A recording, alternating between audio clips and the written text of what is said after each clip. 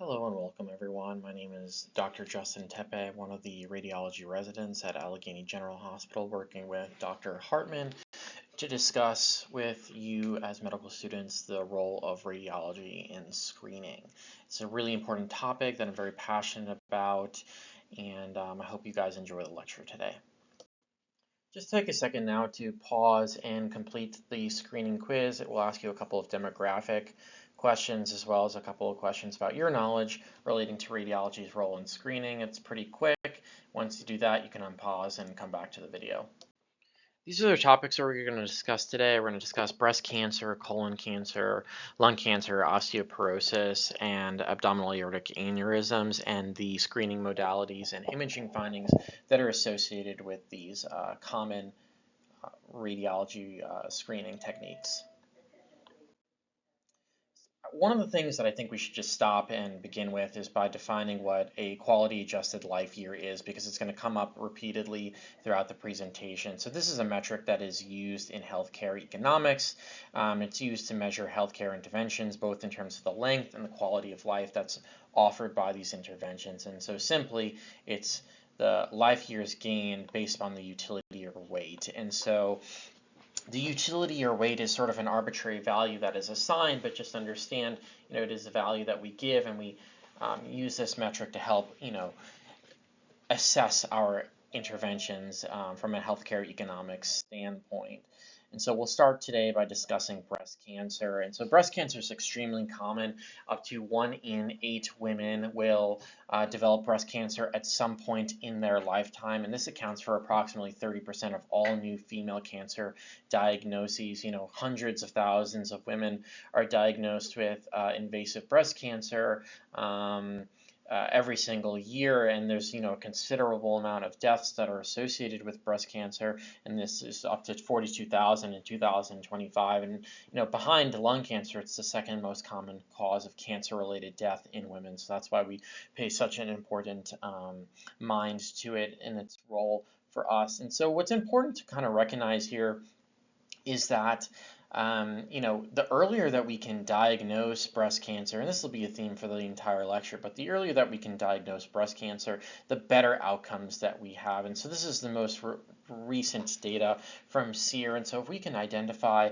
a locally invasive cancer, we can have extremely good 5-year survival rates. But as soon as the cancer becomes distantly metastatic, to other areas of the body, the lungs, the liver, the bones, this is when we start to have bad outcomes, which is so important, why we want to try and screen and catch these cancers earlier. And so there are a number of societies that have various different guidelines. The American College of Obstetricians and Gynecologists recommend screening at the beginning at the age of 40 years old, and doing so every 1 to 2 years based upon a shared decision-making criteria. And then it's important, just come down to here to number 4. We're talking about radiology here. The American College of Radiology recommends annual mammograms starting at the age of 40 and continuing through the age of 80, unless life expectancy is expected to be less than 5 years. And so as medical students, you're probably most familiar with the USPSTF guidelines, and so they recommend biannual mammograms, starting at the age of 40 to 74 years old. That's a relatively recent update.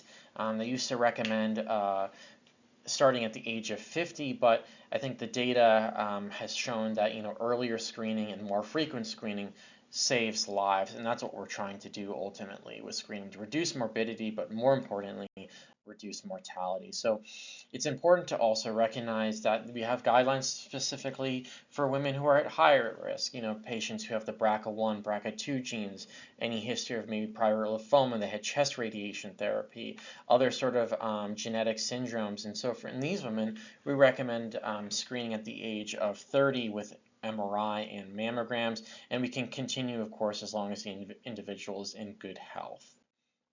So here we have a couple of mammographic images. So this is a CC, or a craniocaudal view, over here on the left, and then a medial lateral oblique, or MLO view, of a typical screening mammogram in a patient.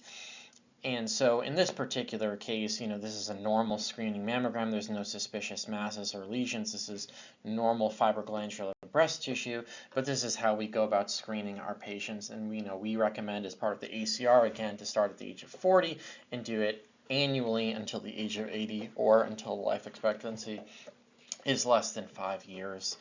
And so, this is a case of a woman who was, high at risk. This is a contrast enhanced series. We'll obtain a number of series of MRIs, but here this patient has an enhancing 2 centimeter ductal invasive carcinoma that was seen on the contrast enhanced series. And so now this person is going to be referred to a breast surgeon for further care and to assess for, other areas of disease, which will guide management.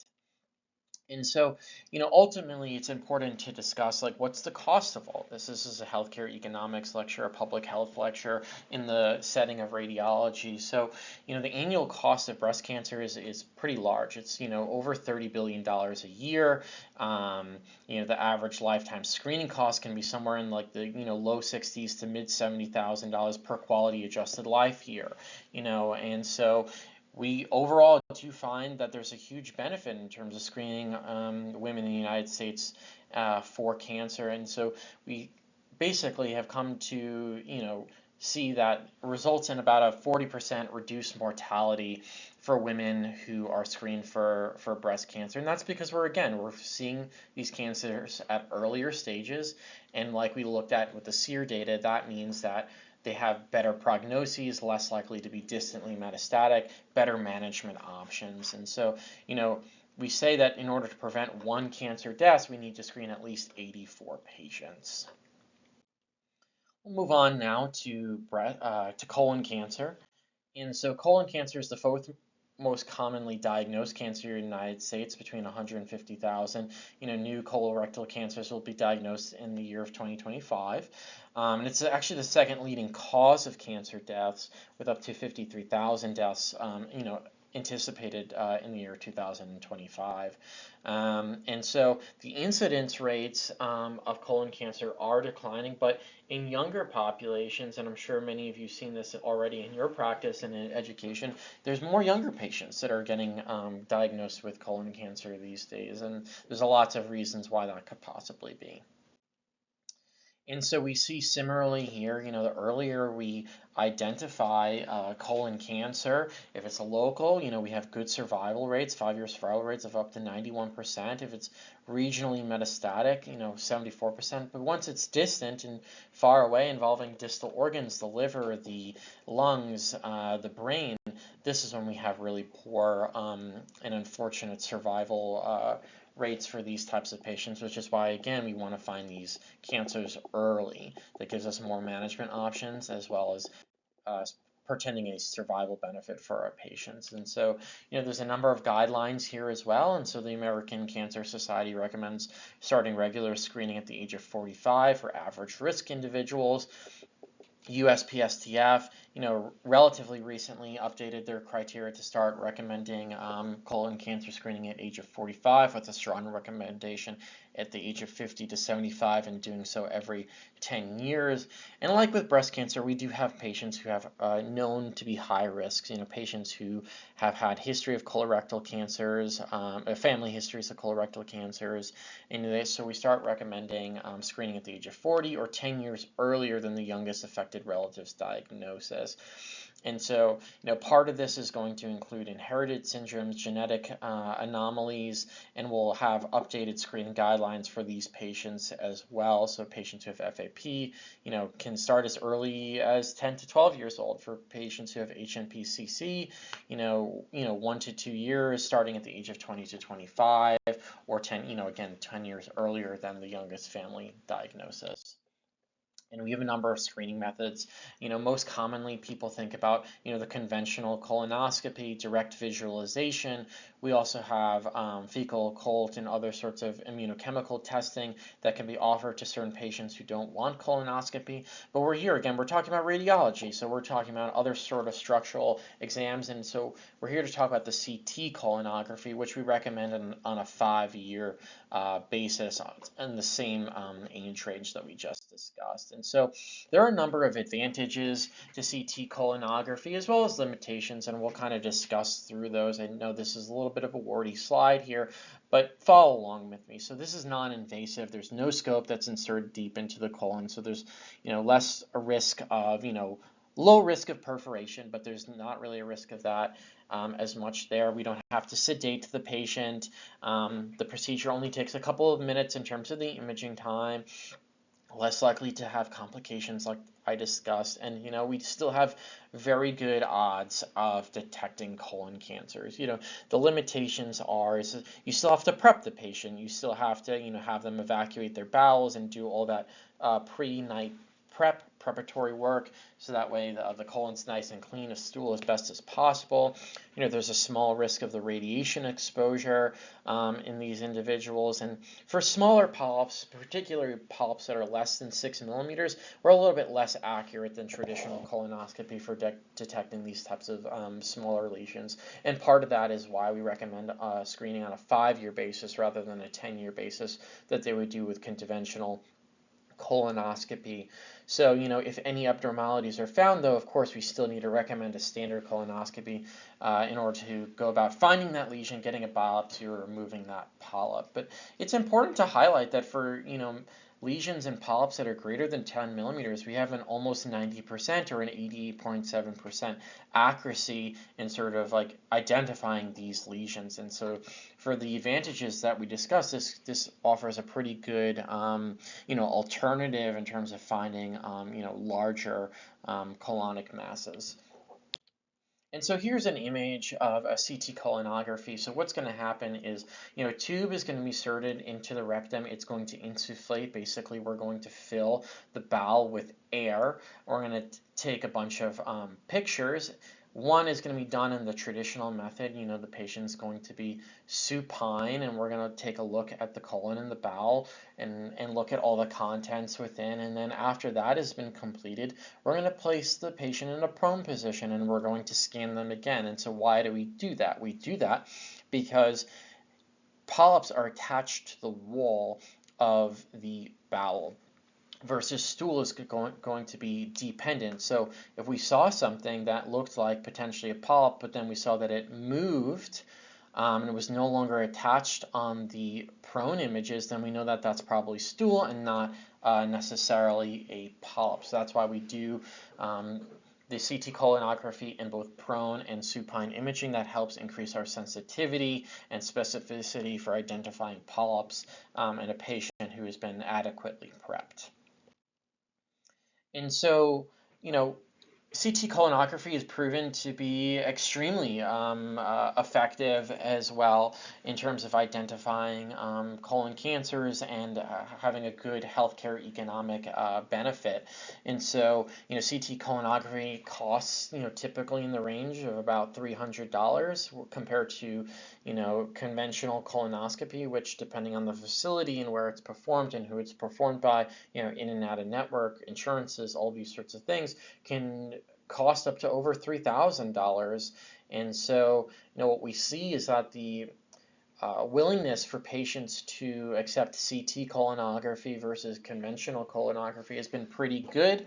There's a higher participation rate of about 34% versus 22% for conventional colonoscopy in the appropriate age range. And so this means that there are better quality adjustment life years gained at this population level because more people are willing to complete the screening criteria for CT colonography. But in general, scanning for colon cancers is very and highly effective in terms of reducing the morbidity and mortality of colon cancer. So we'll move on to lung cancer. It's really an important topic because lung cancer is the leading cause of all cancer-related deaths in the United States.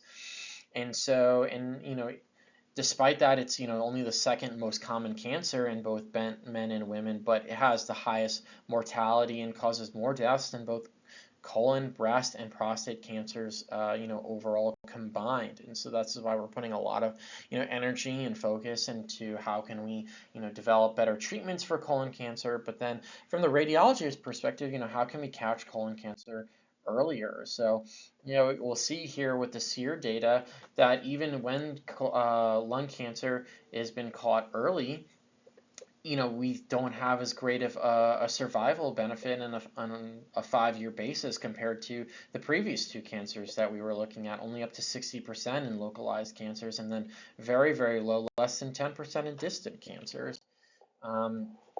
So we're trying to incorporate more patients into CT lung cancer screening. And so, the more recent recommendation from the USPSTF is that for all adults aged 50 to 80 years old who've had a 20-pack year smoking history or have quit within the past 15 years to get a low-dose CT scan to assess for the possibility of developing lung cancer. And so the American Cancer Society, has recommendations for screening for current smokers or former smokers regardless of when they quit. So that's important to highlight as well. Some small differences between different societies.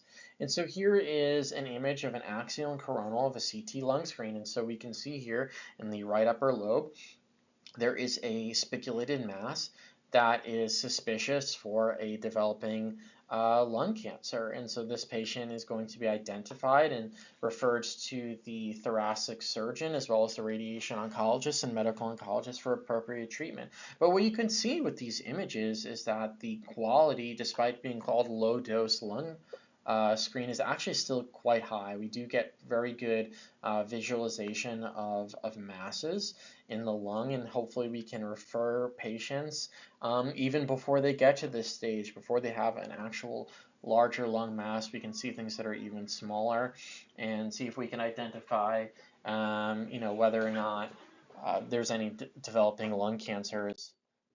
And so lung cancer screening, again, is very cost effective. In 2020, the total annual cost is around $24 billion. And it's one of the most expensive cancers that we have to treat. And so, again, even though the overall survival is less than it is compared to the other cancers that we've looked at today with breast cancer and colon cancer, there's still an improved outcome with identifying cancers earlier. And so the annual low-dose CT screens about 1.4 QALYs per diagnosed patient through stage shift benefits. Okay, and overall, there's a 20% reduction in lung cancer deaths. That's been demonstrated in the National Lung Cancer Screening Trial, in this particular patient population. And so, again, what we're trying to do with the radiology and getting more patients involved with screening is like identifying cancers earlier. That way we can have these stage shift benefits, meaning patients get identified at the localized stage and don't have any regional, or especially we do not want them, of course, to have any distantly metastatic disease. And so by doing so, we're able to offer morbidity and mortality benefits to these patients by screening earlier. And so, the number one challenge we have to lung cancer screening is just underutilization. Only 1 in 8 eligible individuals will undergo screening despite proven mortality benefits. There's disparities in rural and low-income populations that face higher smoking rates and limited access to screening. And so, of course, with any screening or any sort of medical test, there's going to be financial barriers, and certain patients who would otherwise be eligible just can't afford these interventions, unfortunately, and are diagnosed, unfortunately, too late as well. And so, generally speaking, we've been doing better with treating cancers and identifying cancers. So these are all cancers, and so mortality rates are going down. But as you can see on the top lines of the graph, incidence rates are going up, and that's because we're screening more and able to identify more patients who have cancers, but we're treating them better now. And so what we can see in this 5-year survival graph is that, as the years have gone on for the, the 3 cancers that we've been looking at today, breast, colon, and lung cancer, is that the survival rates have increased, especially in breast cancer. But we, have a long road to gain in terms of colon cancer and especially lung cancer as well. And part of that, of course, as we've been talking about, is going to be involved with identifying patients earlier and getting that stage shift benefit from identifying early cancers.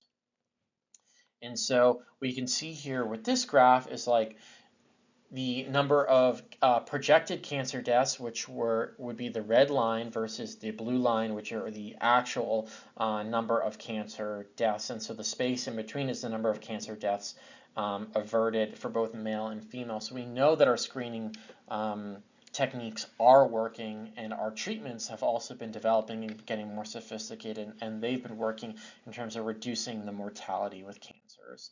And so we move on now to talk about non-cancer related topics, but other important topics that radiology plays a role in terms of screening for patients. And so we'll talk about osteoporosis. And so osteoporosis, of course, is, bone demineralization. And so a huge number of, US adults over the age of 50 have low bone mass, and so up to 1 in 2 women and up to 1 in 4 men over the age of 50 will break a bone due to osteoporosis. And so we suspect that about 1.5 million Americans will suffer these sorts of fragility fractures on a yearly basis. And so, just to put into context here, women will have a higher incidence of osteoporotic fractures, which is greatest than heart attack, stroke, and breast cancer combined. So while, of course, a breast cancer diagnosis is terrible, but so is a fractured bone, right? That is also going to have a functional limit and functional effect on a patient. And so if we can do things to identify risk factors, we should probably try to intervene on them, especially if they're cost effective. And so what we can do is basically we can identify the risk factors that are involved. Oftentimes this is going to be inadequate nutrition, lack of physical activity, of course, other modifiable risk factors like smoking, alcohol consumption, other medical conditions. We do know that patients who are, again, women, white or Asian ethnicity tend to have increased history of osteoporosis as well. But what we can do is we can invite patients to get a DEXA scan, which is a dual energy X-ray absorptiometry. And so women ages 65 and older, or for men ages 70 and older, routine screening is recommended. There's not exactly like a frequency that's explicitly recommended in the literature, but oftentimes it's recommended no more than every 2 years for patients who have been identified as being high risk for a fracture. And so what we'll ultimately do is you'll schedule your DEXA appointment. You come into the facility. You'll be on a table very similar to this one here. You'll have a number of pictures that will be taken of you throughout your body. Your spine and your femur are the most common, and we'll compare it to the both age-related as well as a younger individual in terms of your bone density. And so, here we have an example of a fracture that a patient experienced over here on the right-hand side, a subcapital femoral neck fracture that we can take a look at here relating to bone knee demineralization. And so here's an example of what the report would look like for a DEXA. And so, taking a look at the L2 to L4 levels, we can see that for, an age-matched, individual, their Z-score is going to be negative 1.7, their T-score is going to be negative 2.5, and so the T-score is compared to a young adult, the Z-score is compared to an age-matched adult, and then we'll also look here at the left proximal femur, and so in this person, their T-score is a negative 2.6, and their age-matched Z-score is a negative 1.6. So this patient, overall has a T-score of negative 2.6 that's associated with the left femur, which means that this patient is considered osteoporotic, which means that they're at risk of fracture, and then we need to refer to them to interventions to increase their bone mineralization. And so here's another example of another fracture. This is an incomplete horizontal fracture of the proximal left femur that involves the lateral cortex. And this person, has already had a fracture in the past, which is why they've had this cephalmolecular nailing rod and screw fixation. And so here is a recent study that predicts that by 2025, osteoporosis will be responsible for up to 3 million fractures and a resulting $25 billion in healthcare costs, which just shows that, by screening with DEXA for patients who are at risk for osteoporosis, we can help reduce the risk of fractures and the reduced healthcare costs at a population level. And so DEXA, results in lower total healthcare costs. There's a cost associated with patients who got DEXA versus non-DEXA, and it's about a $10,000 difference that you can see here, and a reduction in the number of patients who had fractures. The DEXA identified patients, had earlier interventions. They had about a 77.6% fracture rate versus the non-DEXA group, and so there's also some mortality benefit as well. So there's both a morbidity and mortality benefit. And so moving on to our last topic here, we're going to talk about abdominal aortic aneurysms, another common screening test that we perform here in radiology. And so AAAs affect 1 to 2% of men age 65 and older, with about a 4-to-1 male to female incidence rate. And so what we're basically looking for here is an increase in size in the infrarenal, most commonly, abdominal aorta. And so the risk here is that if that eventually perforates, then we're going to have a massive amount of bleeding into the abdomen. And why are we concerned about that besides the obvious? Well, it's because when that happens, there's an 80 to 90% mortality rate associated with those ruptured abdominal aortic aneurysms, especially when they happen out in the field, with up to 50% of those dying before they even reach the hospital. So what we're trying to do basically is screen for these people who are at high risk. And so the USPSTF recommends a one-time AAA screening with ultrasound in men age 65 to 75 who have ever smoked. And so the data right now has been insufficient in performing the similar sort of criteria in women or have had a family history of AAA. The data has been insufficient. But what we're basically looking for, and so we have the American College of Radiology and the Society of Vascular Surgery recommendations that have been listed out here. And so, any patient who is greater than 5.5 centimeters in terms of their aortic diameter, they should be worked up and be seen by vascular surgeons to be identified for intervention. But, depending on the size of the aorta, we'll have, further follow-up within these sorts of screening intervals here. And so what will be performed is it's a fairly simple exam. You'll have an ultrasound tech who'll place an ultrasound probe here on the abdomen, identify the aorta. And so here we have a transverse and sagittal view of the aorta, and this is a normal looking aorta just anterior to the vertebral body. We can see in this right image the normal celiac trunk and SMA origins coming off of it. This is a normal looking aorta. And so here we have an abnormal looking aorta. So you can see this more central and more anechoic to hypoechoic area. That's the actual, lumen here of the aorta. And then this area that's been labeled with the blue arrow, that's all thrombus that's extending and making this aorta enlarged and aneurysmal. And so here is an example on CT of a very large abdominal aortic aneurysm that has ruptured. And so we can see the contrast opacifying the aorta here. We can see a small area of contrast kind of extravasating anteriorly from the abdominal aortic aneurysm, and then surrounding this whole thing, we see lots of low density fluid, and if we put a Hounsfield unit on it, we would see that that's all acute blood products as this person is currently experiencing a ruptured aneurysm.